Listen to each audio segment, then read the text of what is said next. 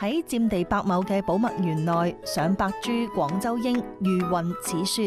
呢一片櫻花林藏住特別嘅設計㗎，一隻隻風鈴點綴枝頭，每當春風掠過，清脆嘅鈴鐺聲就會響起嚟。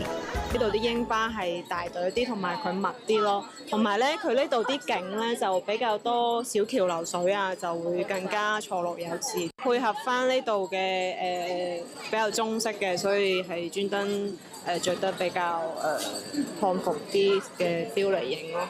我嚟咗4年㗎呢度，人唔係花靚，人更靚。比我想象中靚好多，第一次好靚。近期寶墨園創新推出遊艇賞花線路，抬起頭就可以見到櫻花，耷低頭咧又可以邂逅錦鯉喺度爭嘢食，真正實現人在畫中遊嘅沉浸式體驗。在我的右手邊呢，這也是臨水種植的廣州櫻，它們被修剪成傾斜的角度，我乘船經過的時候，仿佛就像進入了櫻花的隧道。移步寶墨園附近嘅南悅苑、登臨觀景台，可以見到別樣景緻。唔少遊客都感嘆呢度嘅櫻花隨手一拍就係大片。找一個傳統的節日，然後穿漢服出來玩，就也弘揚一下我們民族傳統文化，這個樣子。櫻花嘛，粉色就比較適合。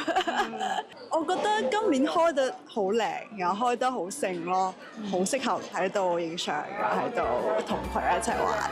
除咗兩大古典園林，廣州仲有多處賞花勝地，比如話海珠濕地3.2公里嘅宮粉紫荊花道，大夫山森林公園嘅紫荊進入最佳觀賞期。呢一個清明假期，不妨行出屋企門口，赴一場春天嘅約會啊！